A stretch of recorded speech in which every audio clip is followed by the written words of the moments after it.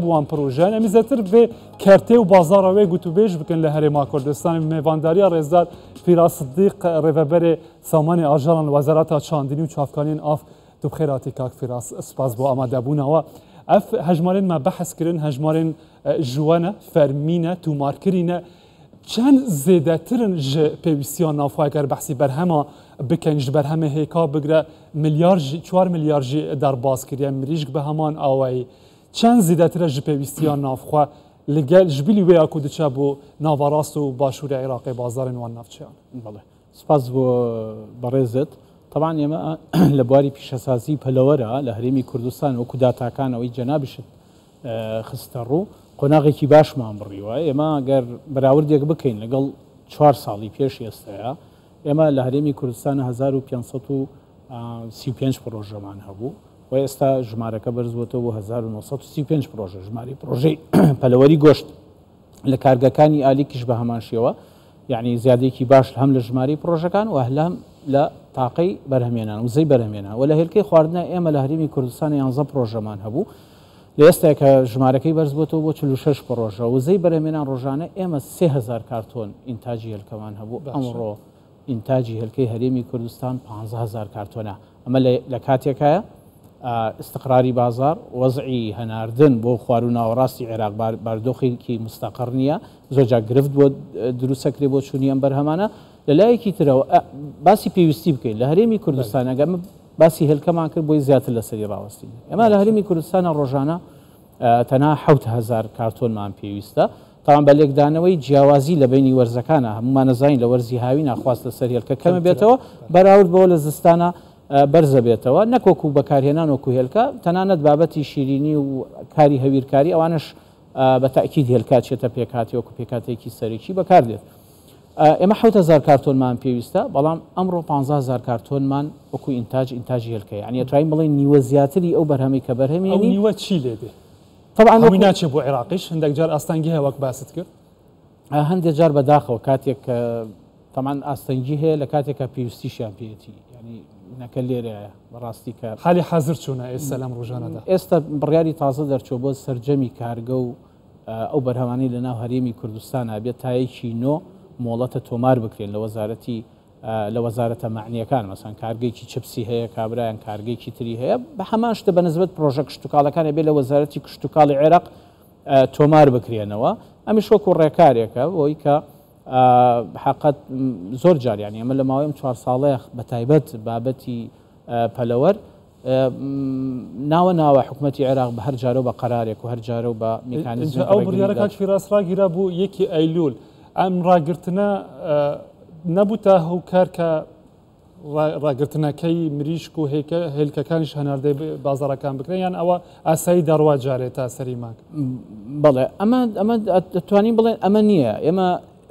بە تەفسیلتر باسیکەین ئێمە بەرهەمێکی زیادمان هەیە وەکو باسم کرد لە هێلکە ئەماژەم پێدا 15000 کارتۆن ئینتاجی ئێستای خۆگەر بربەست نەبێت وەگەر ئەو ئینتاجا بە شێوەیەکی ئەتوانین بڵێن دروست و ببێ کێشەوە ببێ معانات ڕەوانی ناوچەکانی خوار و ناوەڕاستی عێراق بکرێ ئێمە لە هێلکەیە ئەتوانین بگەینە 25000 کارتۆنیش لە ڕۆژێکە یعنی ئەوە حقت تحجیمی بەرهەمێنان خواست لەسەر 25کەش دەبێ واتە بەڵێ بە تاکید چکە عێراق لە بەرهەمی هێلکەیە بەڕاستی ناتوانێت خواستی ناوخۆی خۆی دابینکە و لە گۆشتی مریشکیشە ئەگە بینە سەرەوە چکە هەردوو بابەتەکە ئەو دوو پرۆژێ زیاتر ئەو دوو پرۆژەیە ئەتوانین بڵێن مۆڵەتی ئەوەی کە لە 12 لە وەزارەتی کشتتوکاڵ و سەرچاوەکانی ئاو لە کۆبوونەوەی ئەنجومەنی ڕاوێژکاری خۆیان بڕیاری ڕاگرتنیدا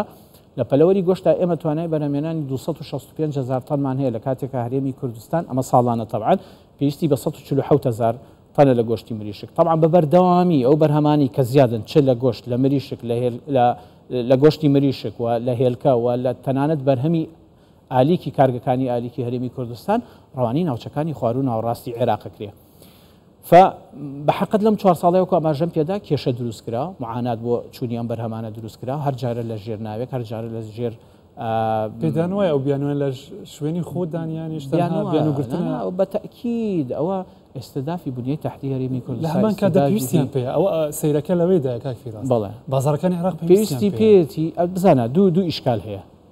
دوو گرفتەیە حقت گرفت نییە بە نسبەت ئێمە گرفت نییە بەوان گرفتە ئەو پێشکەوتنەی تۆ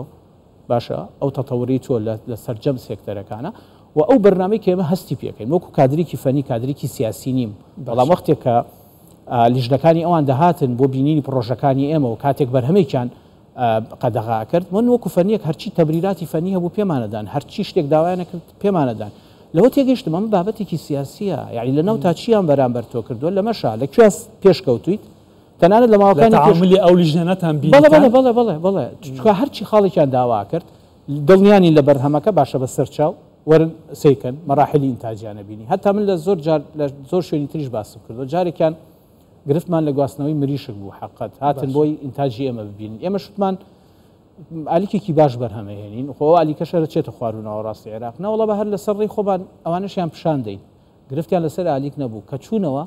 تااقاتی ئینتاجی گەورەی ئێمەیان بینی و هەتا ینی لیژنەکەیان تووشی سەرسوڕمان بوون کە چوونەوە بەرهەمی کارگەکانی ئالیکی هەرێمی کوردستانیشیان ڕاگرت بە حقت ئێمە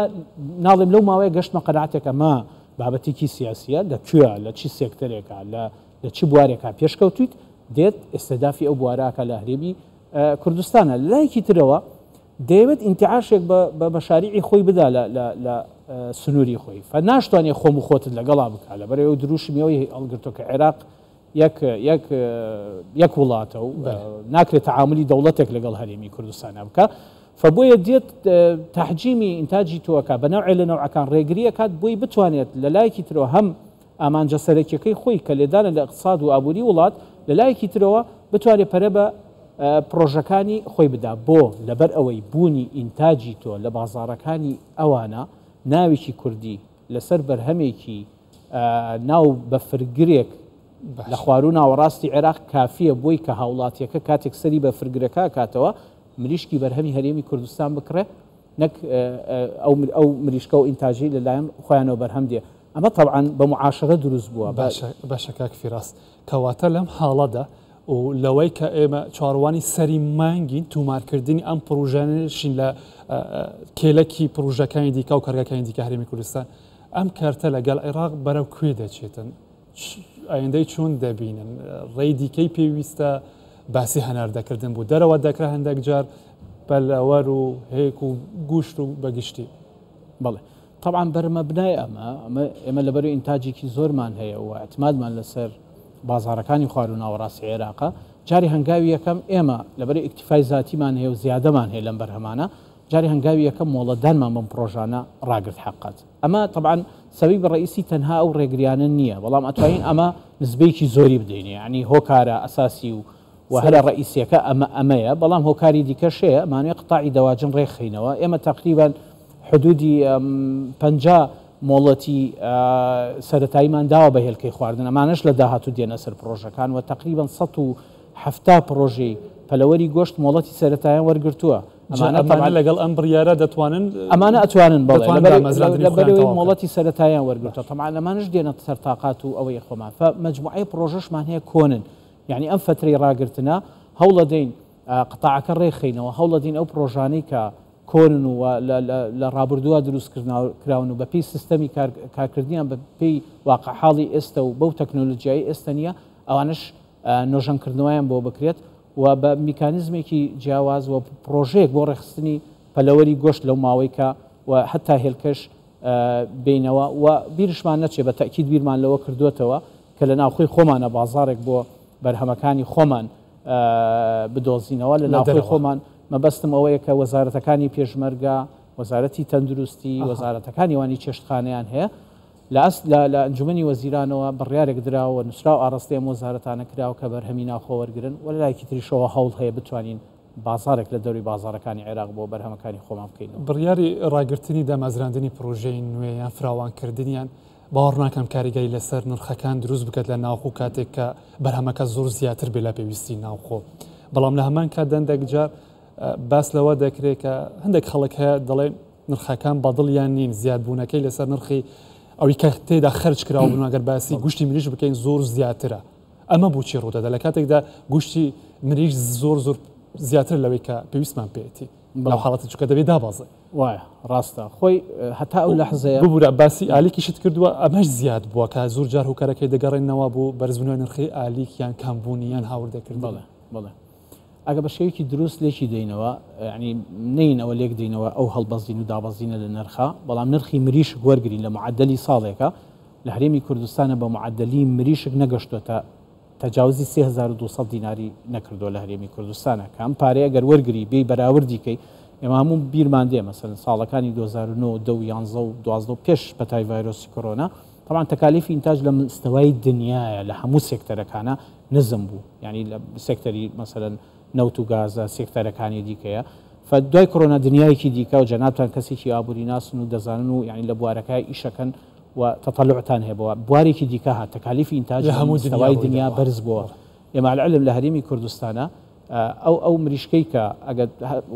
بەنسبەت ئێمە چی فەرقی کرد ئەو گۆڕانکاری لە دینار و دۆلاریش یعنی کەرەستەی ئالیکی موادی علەفی موادی ئەوەی کە پێویستە بۆ هۆڵەکانی بەخێوکردن لە دەرەوە هاورداکرێ ئەگە بین بەراوردێ بکەین لەگەڵ ساڵانی ڕابردووە ئەگە بیکەیتەوە دۆلارەکەی جاران مریشک نەکگرانەوە هەرزان بووە و تەنانەت لە مستەوای دنیا و جیهانیشە ئەتوانین بڵێن هەرێمی کوردستان هەرزانترین شوێن بۆ مریشک هەرێمی کوردستانە بەڵام ئیشکالەکە لەکوێ ئەوەی ئێمە دەرکی پێکەین وەختی مریشک دێتە سەر 2000 دینار ئەو هاوڵاتیە چێت مریشکە کڕێ بە 2000 دینار نازانێ ئەمە زەرەری خاوەن یعنی خاوەن کێڵگەکە لە ناچاریە چۆن ئیسا من ناچارە لە ناچاریە مۆبایلەکەی دەستم یان شتێک لە احتیاجی خۆمە بە هەرزان بیفرۆشم هەمان شتە فبۆیە لە ذهنی ئەو هاوڵاتی ئەو 2000 جێگیرە بێت 2000 کە لەسەر خاوەن کێڵگە پەلەوەرەکە بە 2500 بووە فبۆیە کە دەبێتە 3000 دینار لای ئەو هاوڵاتیە گرانیە بە تاکیدیش ناحقی نییە لەبەرەوەی کە بە نەتیجە و کەسێکی فەنی نییە ئەم لێکدانەوە اقتصادی و فەنیانە بۆ ئیشەکان بکات گەلێک سپاس ڕێزدار فیراسەدیق لەبەربەرێ سامانی ئاژەڵان لە وەزارەتە چاندنی ماندوو نەبن سپاس بۆ بەڕێز